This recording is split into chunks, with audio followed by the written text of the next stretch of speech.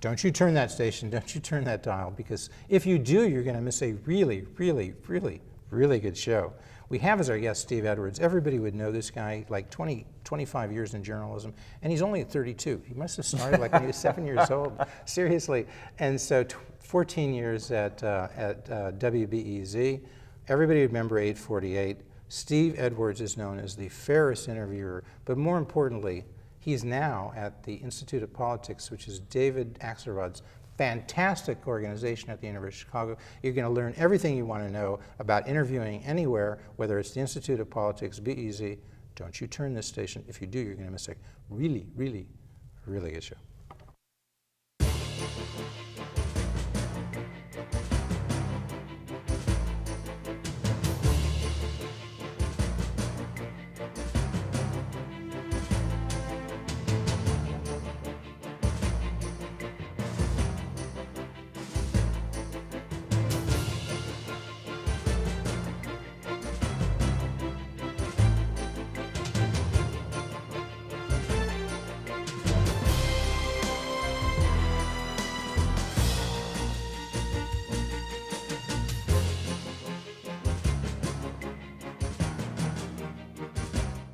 You're watching Public Affairs. Berkowitz is my name and politics is our game, and we will be doing lots of politics and lots of public policy this evening because we're talking about, well, Steve Edwards is our guest. As I mentioned in the tease, he had been at WBEZ for 14 years or so. Yeah.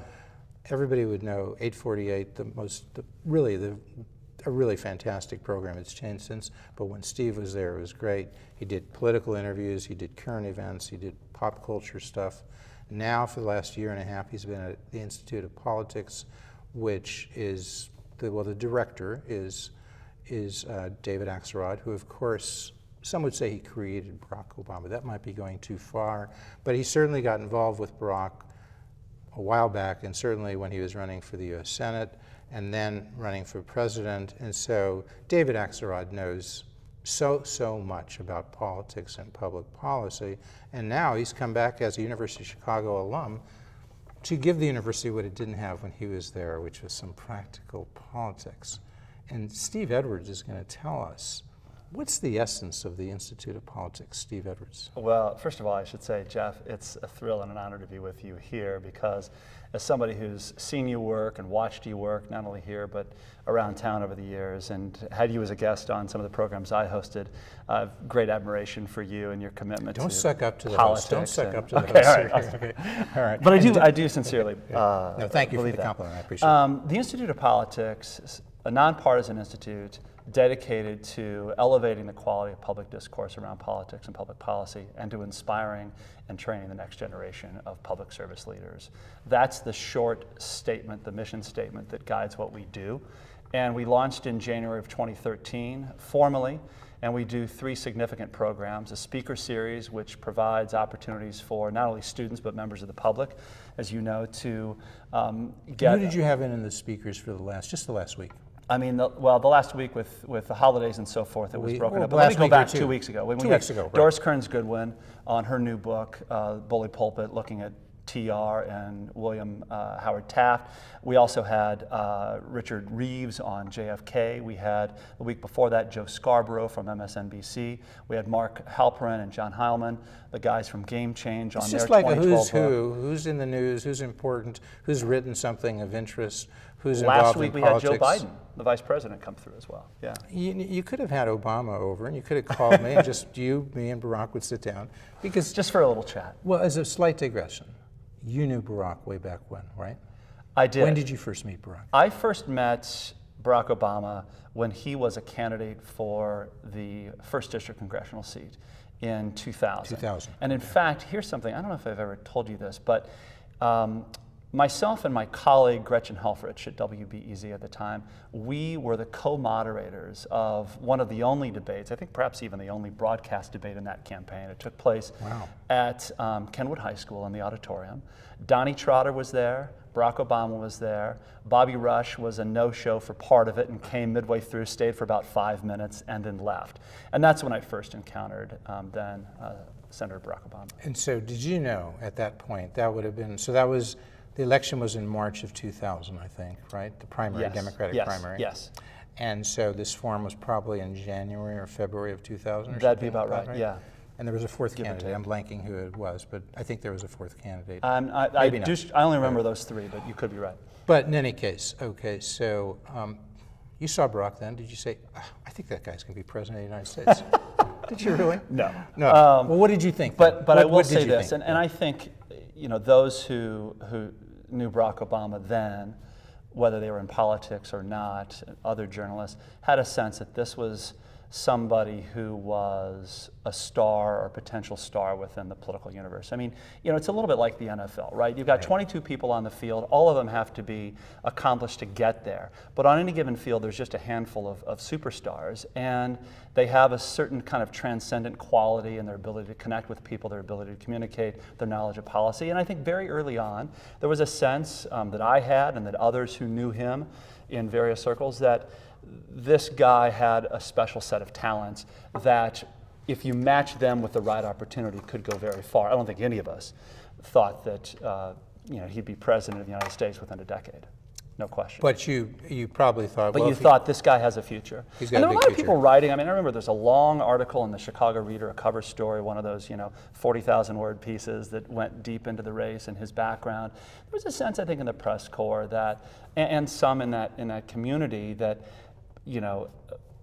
wouldn't the first district voters be so lucky to have somebody like Barack Obama? There was an equally, I think, strong and ultimately much larger voice of people who felt like this was a guy who didn't understand the concerns of the average voter in that district, and ultimately that's why he got trounced by Bobby Rush.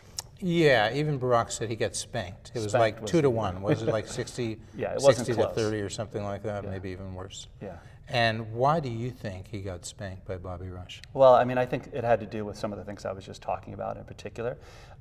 Which is? Well, they had to do with, number one, Barack Obama was seen as somebody who was a Hyde Park resident, which is only one small part of that district, and not seen as the kind of heart of what first district politics are all about. I mean, you got to remember that district as it was drawn then also had significant swaths of Robert Taylor homes and stately gardens.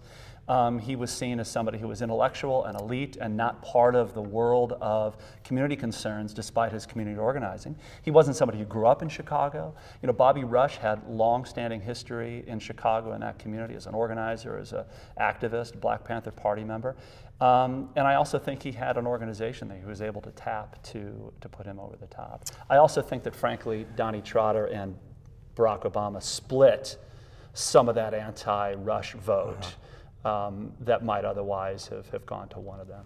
So Barack told me in 2002, when I asked him if he was running for the Senate, he wouldn't say then, but he may have said this off the record. He said there were 2 mistakes he had made when he first ran for Congress, which he'd never make again, he said. And he said one was, he didn't have enough money to really run the campaign right. And maybe he was saying, he took pledges. He didn't really have the money in the bank. Next time he'd know he'd really have the money, okay? The second thing he said was he started late. It's like the limousine liberals, talked him into this. This was a good thing, why don't you run, win, and it was too late. So he started running. I had him on in June of 2002. He wasn't really running then. He's actually made that statement, first thing we have to do is get Rod Blagojevich elected, which got me on the Bill O'Reilly show. But it didn't help him much because, right after Barack, when he was president-elect, in December 8th, Yes. about 3 weeks after Barack is president-elect, 2000. Rod Blagojevich gets arrested in 2008. And so O'Reilly says, hey, I hear you have some footage that Obama is a supporter of Rod Blagojevich. Is that what happened? He called And I was O'Reilly's on there people for called 5 you? minutes. But he was perfectly fair, and I explained to them, like anybody would say that then. In June of 2002, who knew the guy was going to be Look, selling the a entire Senate seat? Democratic establishment course. largely was behind Rod Blagojevich. It just got me on there because they wanted some cheap footage, that's all. I took a cheap shot and I And you swatted gave away. it to him. Well, I gave him the footage, but then I explained to them that anybody would do this, and O'Reilly agreed. And then he said he's an accommodator. Some people say that's great. Some people say it isn't. What do you say? And I said, how do you get to be president unless you do some accommodation, right? And for that, I never got to be on the show again. No, seriously. No, we went over. O'Reilly agreed with me. He was the fairest guy I've ever been interviewed by, except for Steve Edwards. Anyway, enough of that. Well, thank you. back to the I Institute. haven't been compared favorably to Bill O'Reilly in too many You contexts. two guys are like peas in the pod. You should go on there. You want to go on? I'll get you on next week. I'm good. You want to have I'm Bill, with you. You want to have Bill come out there and spend a little time? He'd be great. He would be at the Institute of Politics. So tell people, you were telling about, the first thing is you have these great speakers that come out there. Yeah. And then you have these fellows. Right. Like Bill O'Reilly could be a fellow. Tell people about what are fellows. And I think he was a fellow at one point at Harvard, which is one of the models for the Institute at the University of Chicago. It's Harvard Kennedy School. It's like a fair. There's Institute of Politics way up here, and then there's the Kennedy School down here. Thank you. Okay. So tell them about the fellows. They'll call for that tape, by the way. So the Fellows Program is a 10-week engagement in the fall, a 10-week engagement in the spring. And we bring accomplished practitioners, be they elected officials, diplomats, journalists, NGO leaders, et cetera, policymakers, to come and spend 10 weeks at the University of Chicago. They teach a weekly discussion seminar. They also hold office hours to engage with students. And they are really given the opportunity to take advantage of the university's resources as well, whether it's research, whether it's auditing classes, whether it's working on a project, to really try and both connect what they're doing to the campus community and also hopefully draw from the campus community to some degree. What a great faculty member is doing in terms of leading research on a public policy area. Be able to take that back to where they come from. The idea being that in both cases, each entity is better off for having had that kind of exposure and that experience. Great ideas from the academy, great ideas from practice, challenges between. And these are, look, they're all free, all of these programs. Yes. The speaker programs, which may have 200 people coming, as Steve said, it could be Joe Scarborough, could be the folks who wrote Double Down, it could be Richard Reeves, all free. The seminars are usually at lunch with the fellows. Some of them are at 4:30. Most are at 4:30, some at Some lunch. are at lunch, Yeah. but they're sort of designed so the students, mostly undergrads, can attend. So if they have classes, there are no classes at lunch, presumably not too many classes that start at 4:30. Right. So this is not for credit. These are what these folks do. And we're just showing you the graphics of the people at the senior management. Keep that graphic up. For the Institute of Politics, there's David Axelrod as the director, and Darren Reesberg, who's the executive director, and Steve Edwards, deputy director of programming, and Jan Costner, deputy director of events and marketing. I think Jan is also the communications. I had a card. She's got like 4 hats, I think, right? So she's communications falls under her umbrella, yeah. Along with events and marketing. Right. So there are many others. You've probably got 13. If you It's go to about their 10, website, yeah. you can go to UChicago. Where do we go? It's politics.uchicago.edu. and we'll get that up, politics.uchicago.edu. So I didn't even know. I'd met some of these people and seen them around, and there are about 13 or so staff. So you have, you've got a big operation there that's been going on for about 1.5 years now, right? Yeah, and we did 40 public events this quarter alone. The University of Chicago is on a quarter system. We've been averaging about that in our first 3 quarters.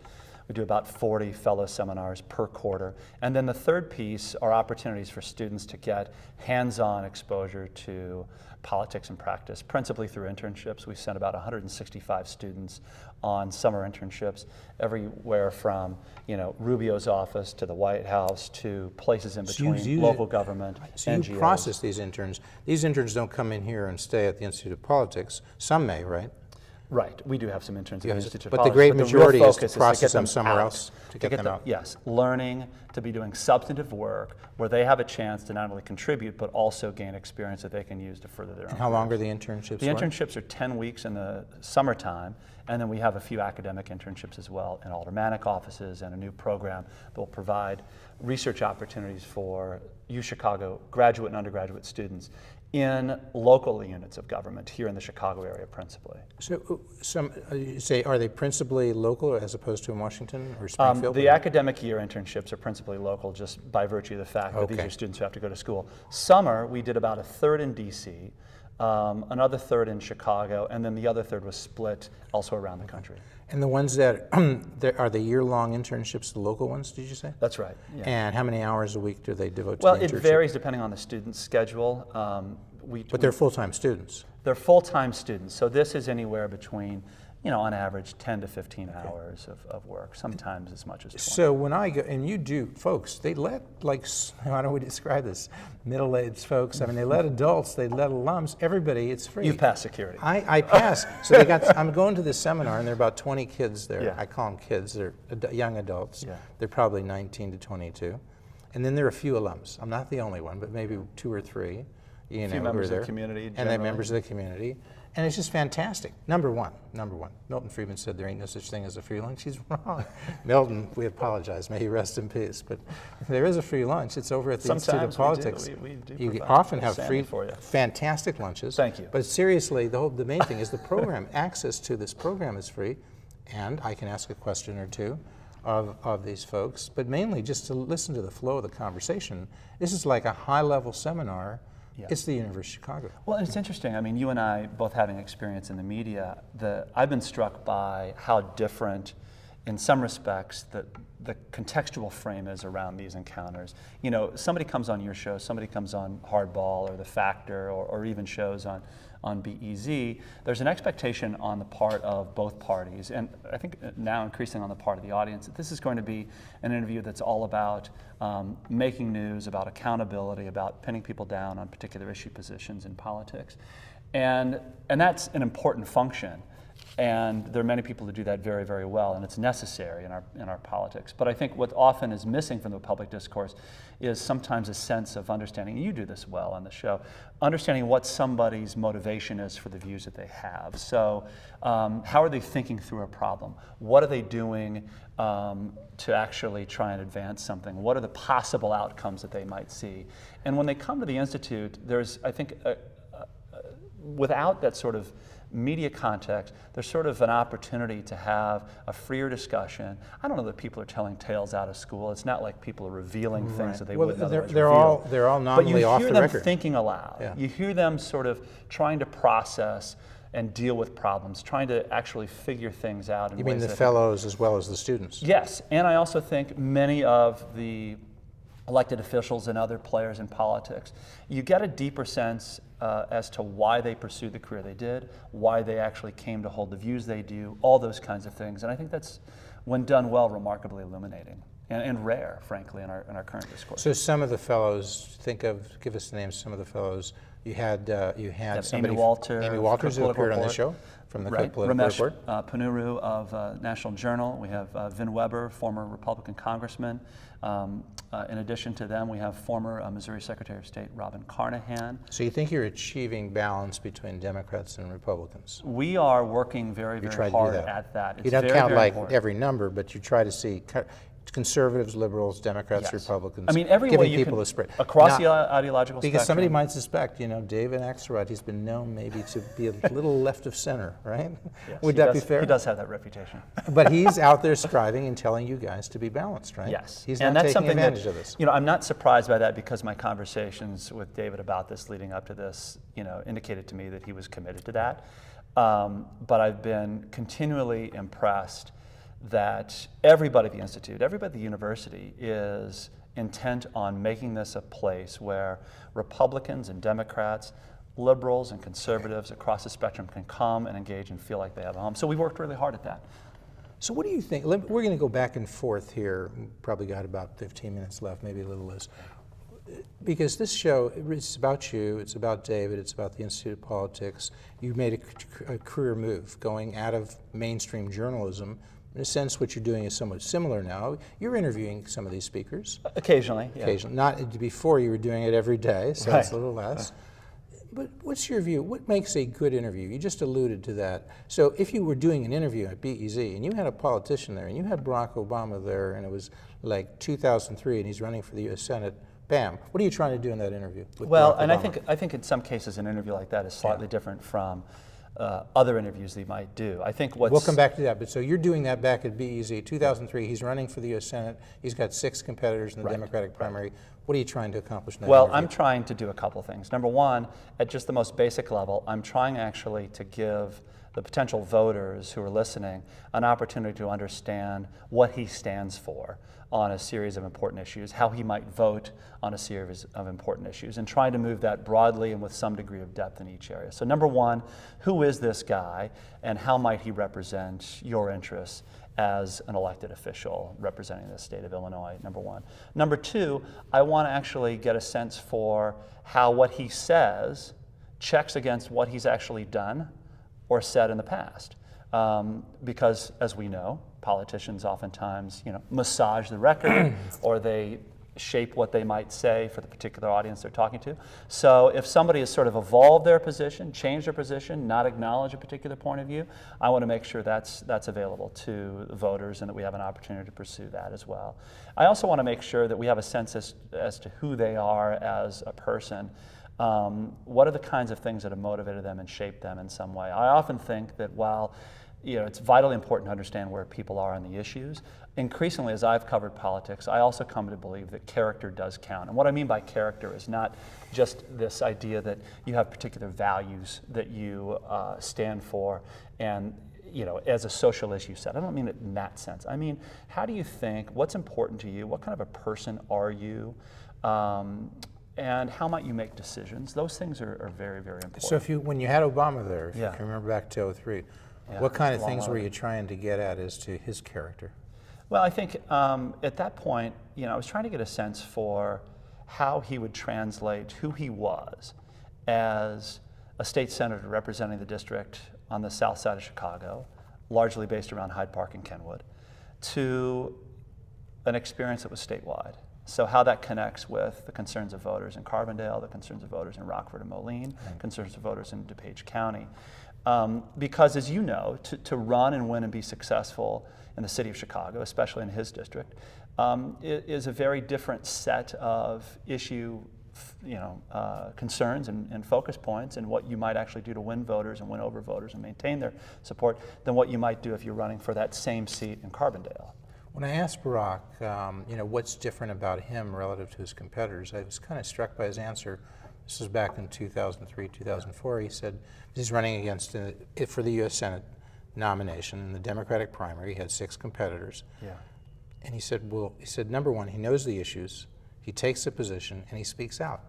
And Steve, I would have thought almost any politician would do that. And yet he was right. That distinguished him. He knew the issues. He took a position and he spoke out. Well, and I think Do David. you agree? I mean, I would agree with that. And I most think- politicians really don't do this. Well, I don't know if we should tell the students they should all go into mathematics or something. Well, I also think that this is something that President Obama would say now, I'm sure, and David has said on a number of occasions, that probably the best example of that quality in him, and it's not uniquely his, of course, was his opposition to the Iraq War early on, which was unpopular and potentially problematic for him at the time he took it, if he was thinking about a statewide office, given what public opinion showed for the Iraq War at that time. But he went down to Daley Plaza, made that statement, called it a dumb war. I remember moderating a debate with the Democratic candidates where that came up. We had 20 minutes on roundtable on foreign policy with everybody, and people were really taking him on that particular issue. But he stood by it, and I think that was an example of him sort of stepping out in front on an issue that was probably difficult for him to sell to some voters in the state at that time. Do you agree now that not? His decision to take that position in October when he stood out at the Federal Plaza and made that fiery speech, as you said, he said, look, I'm not a pacifist, and he said it a lot more fiery than I'm saying now. Yeah. He says, but I'm not against all wars, just dumb wars, okay? And it was yelled out, okay. And then he came on this show a month later, sat in that chair, but it Was it really just that span of time? November 25th, 1 month later, because he made that speech in October. I hadn't seen that. I actually didn't know his answer. I knew less about politics and followed it less then. So I said, like not knowing, I said, well, Barack, how would you vote if you had been in Congress at that time? Because they had already voted, even though this is 4 months before the invasion, to give Bush what some Democrats would say, a blank check. And Hillary voted for that, Hillary Clinton. John Edwards voted for it, John Kerry. all these other Democrats at the time who were sort of viewed, as later as anti-war, they voted for it. Barack in October makes that fiery speech, and he says, well, Jeff, and then he moderates it, gives a much quieter tone. He says, well, Jeff, if it came to me that way, as a yes or no vote, I was thinking to myself, well, what the hell, Barack? How else is it going to come to you? But he did that, okay? He's late. If it came to me, as a yes or no, aye or nay, I think I would have voted the same way as our senior senator. I think I would have voted the same way. But he did say he would have done it. It was just and I always wondered, is it more moderate because he's on this show and it's not giving a speech? Yeah. Or he thought about that, maybe he ought to tone it down a little bit. But the point is, if he hadn't